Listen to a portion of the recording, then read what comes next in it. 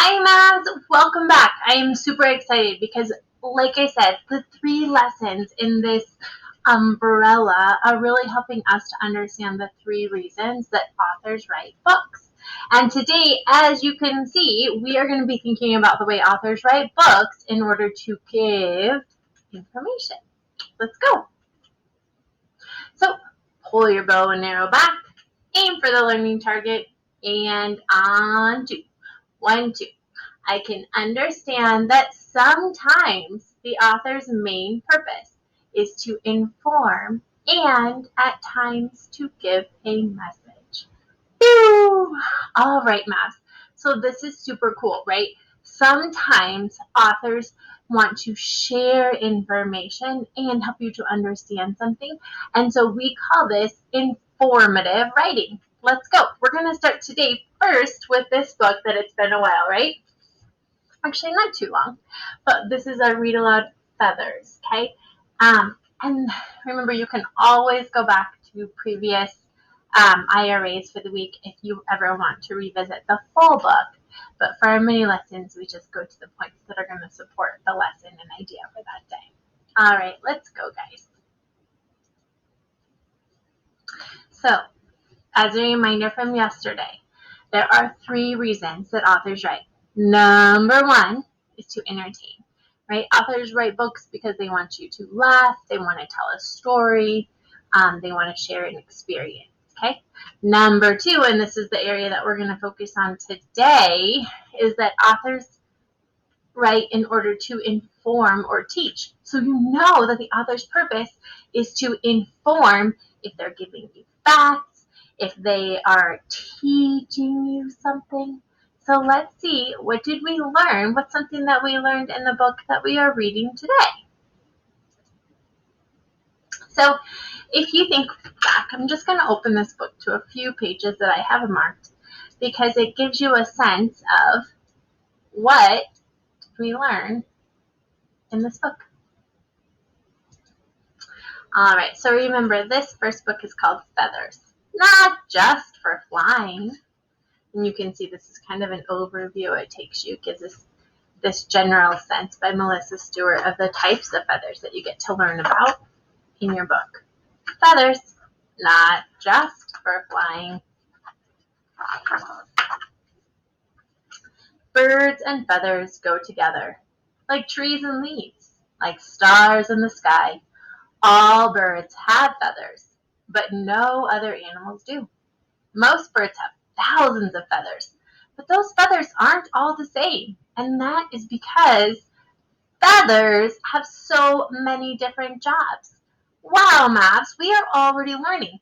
We know that the author's purpose of this book is to inform because they're already beginning to share, 1, that all birds have feathers, 2, that all the feathers aren't the same, 3, these feathers look this different and they have different jobs to do. Wow, Maps, my brain is already full and we are only on the first page. Feathers can warm like a blanket. On cold, damp days, a blue jay stays warm by fluffing up its feathers and trapping a layer of warm air next to its skin.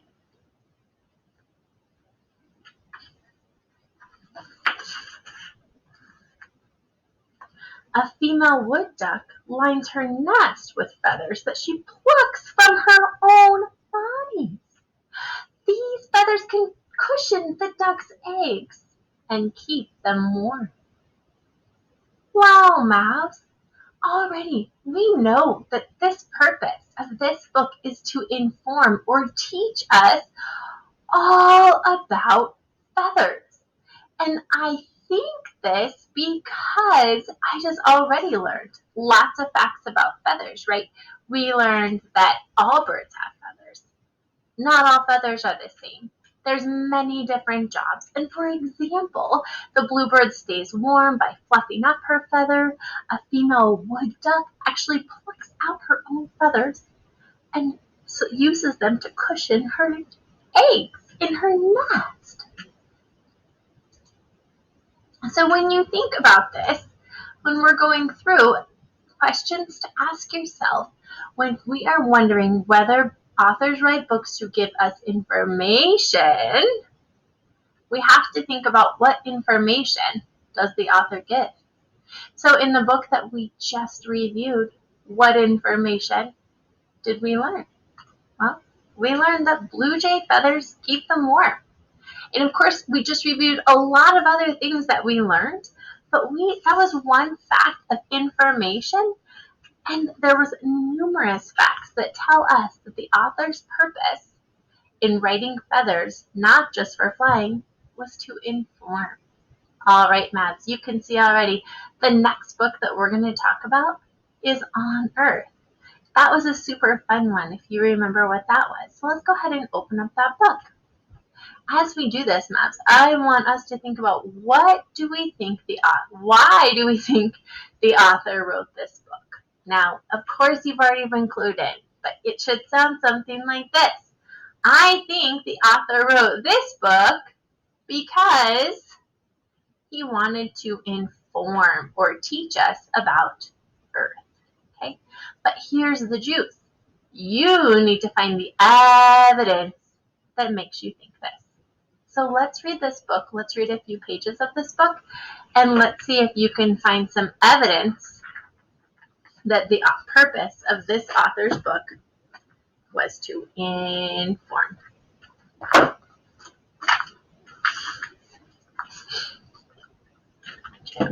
We're not going to read. I'll do a couple of picture walks here. This one almost looks like a purpose would be to entertain. Like when you look at some of the drawings and stuff, it might make you think more of a non-fiction book. Okay, but here's where we get to the facts.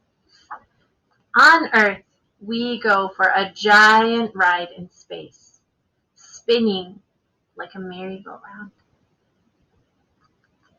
Now that could sound a little bit like descriptive writing. It could sound like the author's going to take us on an entertaining journey, but let's keep reading. The Earth spins on its axis and circles the sun in a giant sweep. We face the sun, its light and warmth, as we live our days. Shadows get long as day rolls into night. At night, we turn away from the sun and see a universe of stars and planets. While we dream of what we can do tomorrow. While we spin, we also travel in an orbit around the sun, so that by the time we get back to where we started, we're 1 year older.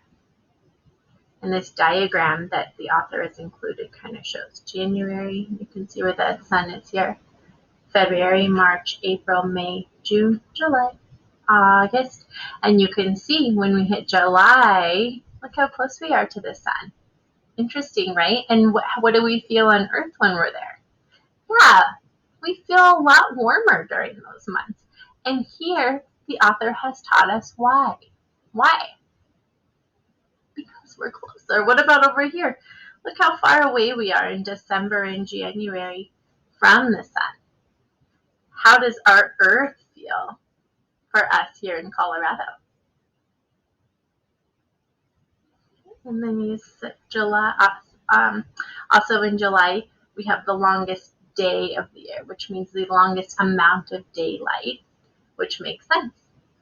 August, September, October, November, December, and January. Well, hopefully right now you already have lots of evidence that would help you to share that you think the author's purpose was to inform. So I think the author wrote this book because they wanted to inform the reader about Earth. I think this because, and Mavs, I want you to pause this video because I want you to have an answer. I want you to show and share and think about, what did we just learn about Earth? Wow, yeah, we just learned a ton of things. We learned that the Earth moves on its axis. In the evenings, we have shadows that cast shadows. We learned that once we orbit the sun, a year has gone by. We learned maybe why uh, it's warmer and the days are longer during the month of July, and why the days are shorter and it's colder during the months of December and January. So if you think, Max, there is this answer, right? On Earth, the author did a nice job of entertaining us because they created really nice pictures, and they included lots of fun information. Okay, but they also gave us facts. And facts or information helps us to know that the authors wrote this book to inform or teach the reader. And one of the facts that we learned on Earth was that the Earth tilts on its axis. Pretty nifty. So the reason an author writes a book is called a purpose. And Mavs, you, for the rest of your time in school, you are going to be asked this question. They're going to say, and Mrs. Hampton is going to ask, what was the purpose? What was the purpose? Why did the author write this book? And here's your clues. Well, there's 3 reasons, Mrs. Hampton. One reason is to entertain. The second is to inform. And the third is to persuade. And Mrs. Hampton, I know the book that you're asking me about, its purpose was to inform because it gave me lots of factual information that helped me to learn and have more, gain information, gain knowledge about the fact that I'm reading about. Yes! So if you can get really good and start to identify all of the books that you read and think about the purpose of those books, you are on your way to being a better reader. Let's do one more together, and then I'm going to give you a chance to try to find a book where the author's purpose was to inform. All right, so this last book we're going to look at was Celia Cruz, the Queen of Salsa. So let's go through here, and I want you to think, as we're going through, I want you to think, why did the author write this book, and why do you think that? Okay, so we're just going to read a few of the pages to get a sense and to try to remember back to support our thinking today. In the fabled land of Havana, where rhythm grows sweet and juicy like oranges in Florida, there lived a girl. Now this almost makes me think more of a narrative story, kind of like Our Earth, but let's go deeper. She looked like a girl and talked like a girl, but everyone who ever met her agreed she sang like a bird. When Celia Cruz was a girl growing up in Cuba, she could never hear the magic others claimed was in her voice. When she opened her mouth to sing, she heard a girl like any other. But when she sang, her father heard thunder. Her cousins heard the call of the sea. Her neighbors heard a hummingbird. And remember, she's kind of growing into her voice. In high school, she began singing in school shows and local clubs. So this is a little different now. We're starting to really get to know this girl who could sing like thunder. So here's this voice. Her father loved to watch his little songbird, watched her send 100 hearts soaring with her melodies.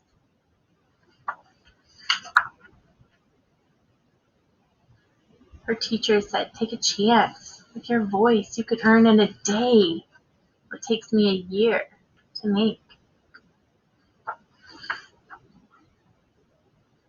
She would jump at every opportunity to share her voice and her talents. She would do talent contests at theater and amateur nights on the radio. Then, in 1950, she got her big shot. Wow, that's a date. This might help me to clue in, right? I'm reading this story about this girl, And I'm starting to see some dates that bring relevance and information to this story.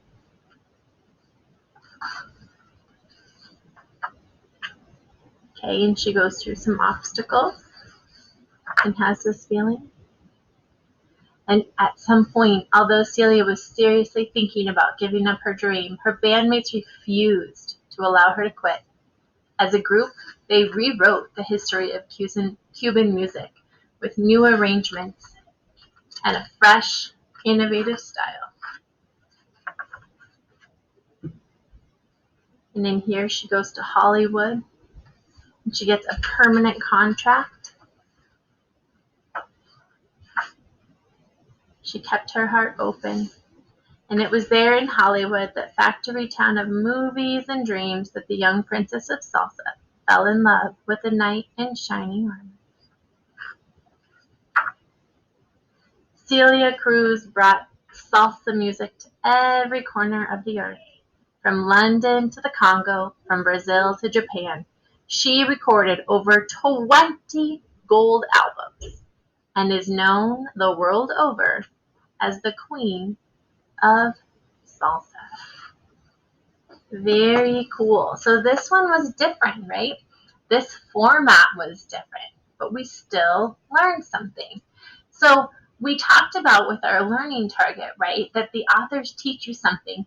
They can still be entertaining books. They can still have entertaining elements that make you want to read the book. But when an author is trying to teach or inform you about the life or history of a specific person, or they are trying to teach you about animals or nature, right? We know that their purpose was to inform. They wanted to make Celia Cruz's name known because it's important to look and understand salsa music, the beauty of growing through turmoil, right, and hard times and coming out on top. So what information does the author get?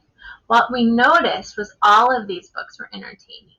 Feathers on Earth and Celia Cruz, and they all were focused on teaching us or informing us about the topic that we read about. So what did we learn about Celia Cruz?